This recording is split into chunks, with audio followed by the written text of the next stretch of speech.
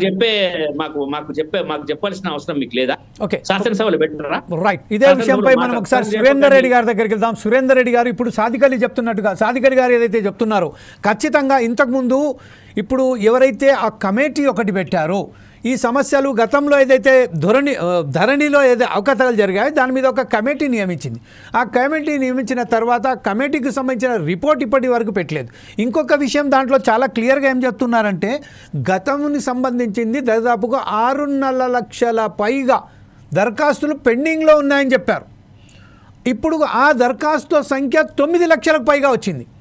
అంటే ఈ 9 లక్షలు కానీ ఇంతకుముందు 6.5 లక్షలకే చేయలేదు. ఏడాదిన్నర అయిపోయింది ఇప్పటికీ రాష్ట్రంలో అధికారంలోకి వచ్చిన తర్వాత. ఇప్పుడు ప్రస్తుతం 9 లక్షలకు అయిపోయినాయి. మరొకసారి ప్రాజెక్టు రిపోర్ట్ అంటున్నారు, పైలట్ రిపోర్ట్ అంటున్నారు, 3 నెలలు గడువు అడుగుతున్నారు. ఈ 3 నెలల్లో కేవలం 3 మండలాల్లో మేము ప్రాజెక్టుగా మేము దీన్ని పైలట్ ప్రాజెక్టుగా మేము చేస్తామని చెప్తున్నారు. ఈ విషయంపై సురేందర్ రెడ్డి గారు మీరేమిస్తారండి? ముందుగా ఫోర్ సైడ్ టీవీ ప్రేక్షకులకు నమస్కారం సార్. యా. సో ఇంతకుముందు మనతో మన విశ్లేషకులు సాదిక్ అలీ గారు సార్, వారు కూడా నమస్కారం.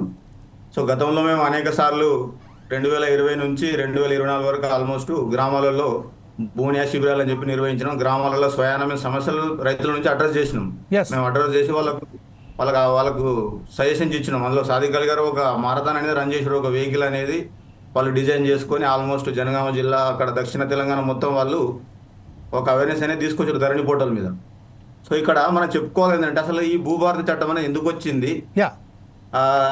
2020లో గత ప్రభుత్వం తీసుకొచ్చిన ROR చట్టం 2020 సంవత్సరం. గత 4 సంవత్సరాలు ఈ మళ్ళీ కొత్త చట్టం రావడానికి అవకాశం ఎందుకు వచ్చింది? దీనికి ఉన్న కారణాలు ఏందని మనం ఈ వేదిక ద్వారా మనం ఒకసారి రైతులకు విశ్లేషిస్తే అది కొంచెం క్లారిటీ ఉంటుంది. ఎందుకంటే తెలంగాణలో చాలా పెద్ద చరిత్ర ఉన్నది భూములకు. భూమి కేంద్రంగా అనేక పోరాటాలు జరిగినాయి. తెలంగాణ రైతాంగ సాయుధ పోరాటం అని చెప్పి, ఆ తర్వాత ఆచార్య వినోబావే భూదానోద్యమం జరిగింది. భూములు లేని పేదలకు భూమిని పంచిర్రు. Okay, then next for Nizam కాలం భూములు సర్వే జరిగినాయి. ఆ జమీందారీ జాగీర్దారీ వ్యవస్థ అనేది రద్దు జరిగింది. ఎన్టీఆర్ గారు వచ్చి ఆ పటేల్ పట్వారీ వ్యవస్థను రద్దు చేసి VRO వ్యవస్థను తీసుకొచ్చిర్రు. సో ఆ తర్వాత మనకు ఏదైతే ఈ స్లోగన్ ఉందో నీళ్లు నిధులు నియామకాల నినాదంతో మనం రాష్ట్రం ఏర్పరచుకున్న తర్వాత ఏమైంది? గత ప్రభుత్వం కూడా ఒక ప్రయత్నం అనేది చేసింది. వాళ్ళు చేయలేని కాదు, మరి అంత ఇదేం కాదు, మనం ఫ్యాక్ట్ నిజాలు మాట్లాడుకోవాలి ఈ వేదిక ద్వారా. గత ప్రభుత్వం కూడా 2018లో ఒక programme LRUP land record update programme అని చెప్పి ఒకటి ఆఫ్లైన్ నుంచి ఆన్లైన్ చేయడానికి ఒక ప్రయత్నం అనేది మొదలుపెట్టింది, భూ రికార్డుల ప్రక్షాళన అని చెప్పి.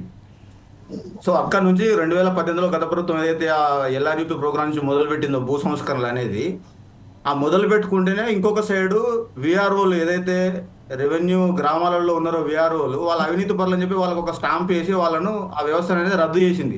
రద్దు చేసి గ్రామాలలో వాళ్ళ రెవెన్యూ దూరం చేసింది, ఫస్ట్ పాయింట్. ఆ తదనంతరం జరిగిన సమస్యలు ఏంటంటే 2020 ROR యాక్ట్ అనేది చట్టం తీసుకొచ్చారు.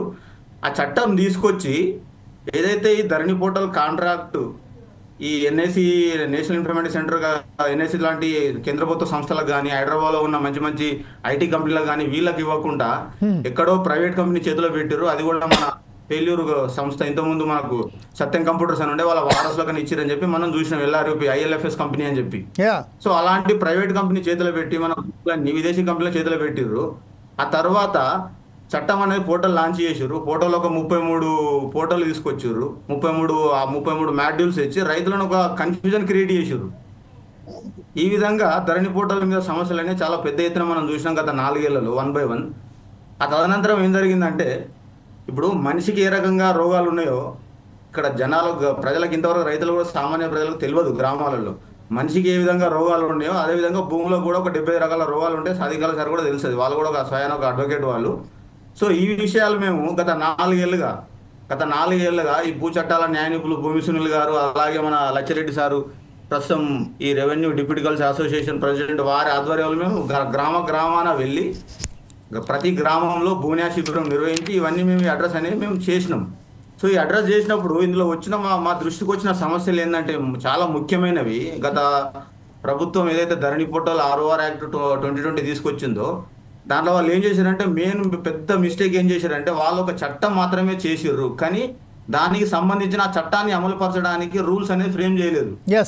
ఇప్పుడు ఒక చట్టం అనేది ఫ్రేమ్ చేసి అసెంబ్లీలో బిల్ పాస్ చేసి గవర్నర్ గారు పాస్ చేయగానే సరిపోదు సార్. ఆ చట్టం మాది రైతులకు వాళ్ళకు దానికి బెనిఫిట్ పొందాలంటే దాని రూల్స్ అనేది ఫ్రేమ్ చేయాలి. రూల్స్ అనేది ఫ్రేమ్ చేయాలంటే ఇప్పుడు గ్రామ స్థాయిలో విఆర్ఓ లేడు, విఆర్ఓని తొలగించారు ఫస్ట్ పాయింట్. రెండోది ఎంఆర్ఓ ఏం చేయాలి, ఆర్డీఓ ఏం చేయాలి, జేసీ కలెక్టర్ ఏం చేయాలి, డిప్యూటీ కలెక్టర్ గారు ఏం చేయాలి, సీసీఎల్ఐ ఇలా ఒక ఛానల్ వైజ్ ఏదైతే రెవెన్యూ సిస్టమ్ ఉన్నదో ఇందులో అడిషనల్గా ఏదైతే land settlement survey and land record system ఉన్నదో వాళ్ళ బాధ్యత ఏంది, వాళ్ళేం పని చేయాలని చెప్పి ఇలా డీటెయిల్గా ఒక రూల్స్ అనేది ఫ్రేమ్ చేసి ఆ చట్టాన్ని ఇంప్లిమెంట్ చేసి ఉంటే బహుశా ఈ రోజు ఈ భూభారత చట్టం అనేది తెచ్చే అవకాశం రాకపోవు ఈ ప్రభుత్వానికి. గత ప్రభుత్వం చేసిన ఈ మిస్టేక్స్ వల్ల ఈ కొత్త చట్టం అనేది ఇప్పుడు లాంచ్ కావడానికి చాలా కారణం వచ్చింది. అందులో వాళ్ళు ఏం చేసిర్రు, ఎల్ఆర్ఈపీ అనేది land record update programme conduct చేస్తారు. ఆ రికార్డుల అప్డేట్ ప్రకారమే ఏదైతే నాలా కన్వర్షన్ చేయని భూములకు మళ్ళీ వీళ్ళు అగ్రికల్చర్ పట్టాలు ఇస్తారు. ఆ బేస్లో రైతు బంధు అంటారు, రుణమాఫీ అంటారు. ఈ విధంగా చాలా ఒక్కొక్క స్టెప్ తప్పు మీద తప్పు ఆ పోర్టల్ వాళ్ళు ఒక 4 సంవత్సరాలు చాలా కంటిన్యూ పెద్ద పెద్ద సమస్యలు చేసారు వాళ్ళు. ఇంకొక ఆశ్చర్యకరమైన విషయం ఏంటంటే ఇంతకుముందు అధికారులు సార్ చెప్పినట్టు సాదా పరిణామాల సమస్య సార్.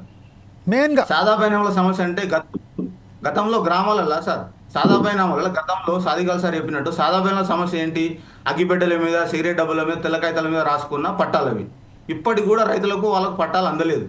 అలాంటి సమస్యలు ప్రతి గ్రామంలో చాలా సీవియర్ ఇష్యూస్ ఉన్నాయి ఇంతవరకు. గత ప్రభుత్వం ఏం చేసింది, 1971 ROR యాక్ట్ను సవరించుకుంటా 2020 ROR యాక్ట్ తీసుకొచ్చింది. తీసుకొచ్చినప్పుడు అందులో వాళ్ళు చేసిన మిస్టేక్ ఏంటంటే 1971 ROR యాక్ట్ సెక్షన్ 5A 5Bని తొలగించారు.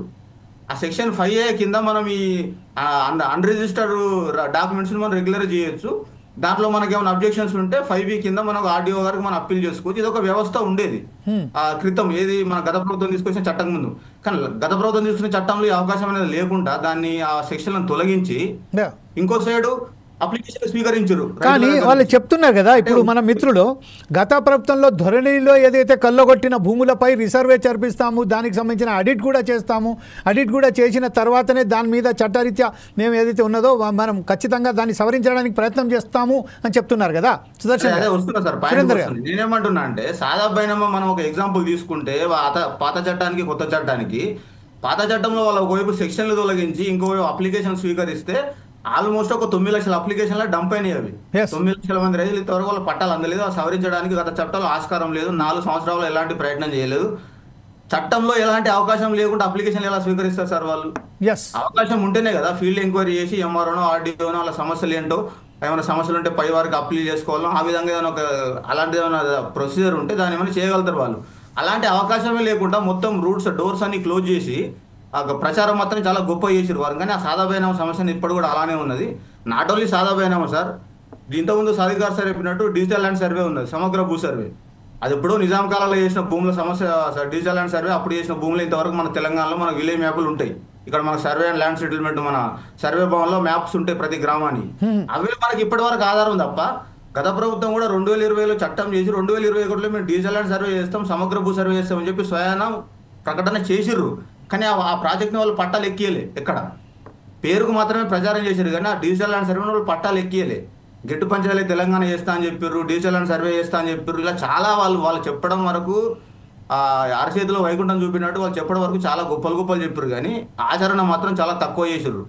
గత ప్రభుత్వం చేసిన పోర్టల్ వల్ల లబ్ధి పొందింది ఎవరే అంటే, ఒకటి రియల్ ఎస్టేట్ వ్యాపారులు అమ్మకం కొనుగోలు, ఒకటి ఆ రియల్ ఎస్టేట్ వ్యాపారానికి అనుగుణంగా నాలా కన్వర్షన్ ఏదైతే చేస్తామో ఈ ఇద్దరికి రియల్ ఎస్టేట్ వ్యాపారానికి అనుగుణంగా మాత్రమే ఆ పోర్టల్ అనేది రూపొందింది తప్ప రైతులకు మాత్రం ఎక్కడ కూడా అందులో పెద్ద సమస్య పరిష్కారం కాలేదు.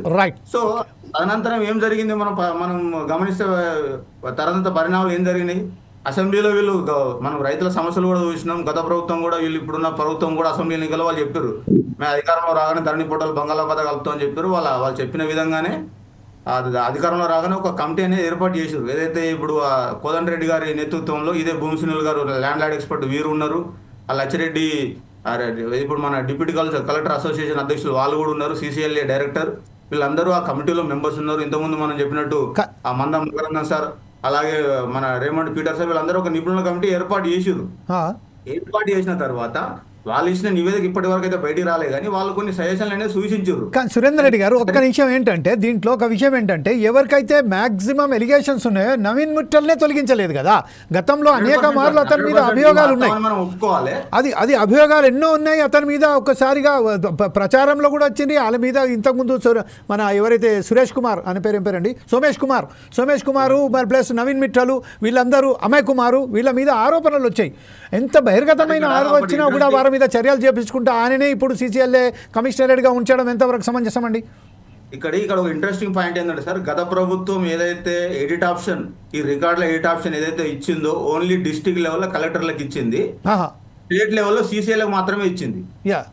ఈ ఇద్దరికే అధికారం ఇచ్చి మిగతా వారికి ఇలా ధరలు బంద్ చేసింది. అంటే అలాంటి పవర్స్ వీళ్ళిద్దరికే ఉన్నాయి. అలాంటి పవర్లో ఉన్న వాళ్ళే ఇప్పుడు మనం చాలా అవకతవకలు జరిగాయని చెప్పి అమయ్ కుమార్ ప్రభుత్వ భూములు, భూదాన్ భూములు కొల్లగొట్టారు, హైదరాబాద్ చుట్టుపక్కల 1000 ఎకరాలు కొల్లగొట్టారు, 1,00,000 కోట్ల భూములు ఇచ్చేసారని చెప్పి మనం స్వయాన డిప్యూటీ చీఫ్ మినిస్టర్ వీళ్ళందరూ ఆరోపణలు చేసిర్రు. పొంగులేటి శ్రీనివాసరెడ్డి వారు రెవెన్యూ మినిస్టర్ వాళ్ళు కూడా ఆరోపణలు చేసిర్రు, చేయలేని కాదు. వాళ్ళు ఏమంటారు, మేము ఇప్పుడిప్పుడే 1 by 1 ఒక్కొక్కటి సెట్ చేస్తున్నాం, ఏదైనా ఒక సిస్టమ్ ఎస్టాబ్లిష్ చేయడానికి కొంచెం టైం పడుతుంది. ఈ కమిటీ నివేదిక అనేది కమిటీ సూచించిన వీళ్ళ సూచనల మేరకే కొత్త పోర్టల్ అనేది లాంచ్ చేస్తారు. ఈ విధంగా వాళ్ళు స్టెప్ బై స్టెప్ వెళ్తారు సార్. అలానే ఏం లేదు, ఈ ప్రభుత్వం మరి డిలే అయిన వాస్తవం కరెక్టే. 15 నెలలు ఒక డిలే అయింది.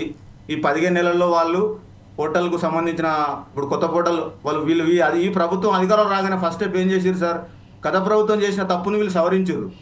గత ప్రభుత్వం చేసిన తప్పు ఏంటి, గత ప్రభుత్వం మన తెలంగాణ భూములన్నీ ప్రైవేట్ కంపెనీ చేతిలో పెట్టి కాంట్రాక్ట్ వల్ల పెట్టిర్రు. కానీ ఈ ప్రభుత్వం రాగానే మన కేంద్ర ప్రభుత్వ సంస్థ NIC నేషనల్ ఇన్ఫర్మేటిక్ సెంటర్ వారికి కాంట్రాక్ట్ అనేది బదిలీ చేశారు. ఇక్కడే ఒక హై అచీవ్మెంట్, ఇది ఒక గొప్ప అచీవ్మెంట్ అనేది మనం చెప్పుకోవచ్చు. అటు ప్రభుత్వం తరపు ప్రజల తరపు నుంచి ఈ ప్రభుత్వం చేసిన మంచి పని ఇది ఒకటి మనం చెప్పుకోవచ్చు సార్. ఫస్ట్ స్టెప్ వాళ్ళు నిపుణుల కమిటీ చేసిర్రు. నెక్స్ట్ దీన్ని ఏమన్నారు, నిపుణుల కమిటీ చేసిర్రు, కాంట్రాక్ట్ అనేది చేంజ్ చేసిర్రు. ఇప్పుడు థర్డ్ వన్ ఏదైతే గ్రామాలలో రెవెన్యూ వ్యవస్థ ప్రజల దూరం ఏందో మళ్ళీ VROలను రీలొకేట్ చేస్తారు వాళ్ళు, మళ్ళీ ఎస్టాబ్లిష్ చేస్తారు. కానీ వాళ్ళకి పెద్ద పవర్స్ ఏమి ఉండేయని చెప్పి మనం చూస్తున్నాం. ఇంతవరకు అప్డేట్ అనేది రాలేదు మనకు. ఈ ప్రభుత్వం తీసుకొచ్చే చట్టంలో చాలా అనేక ఇది ఉన్నాయి. మేము గతంలో సూచించిన సూచనలు అన్ని చాలా ఉన్నాయి సార్. ఇవన్నీ లాంచ్ అయితే రైతులకు మాత్రం చాలా బెనిఫిట్ జరుగుతుంది. ఈ భూభారత చట్టం మనం గమనిస్తే మనకున్న వార్తల విశ్లేషణ ప్రకారం కాలయాపన జరిగింది, వాస్తవమే కాదని అంటలేము మనం, అది అందరికీ తెలిసిన విషయమే. కాకపోతే ఏదైనా ఒక వ్యవస్థను ఒక దాన్ని ఇంప్లిమెంట్ చేయాలంటే కొద్దిగా అదేదో తొందరపడి నిలబడి పరిగెత్తి పాలు తాగడం కంటే నిలబడి నీళ్ళు తాగడం బెటర్ అని చెప్పి నేను అనుకుంటున్నాను. నా ఒపీనియన్ ప్రకారం ఆధారపాదరగా చేసేస్తే, గత ప్రభుత్వం లాగా ఆధారపాదరగా చేస్తే మళ్ళీ కథ మొదటికే వస్తుంది. Okay right. ఇదే విషయంపై ఒకసారి సాదిక్ అలీ గారి దగ్గర వెళ్దాం. సాదిక్ అలీ గారు, గత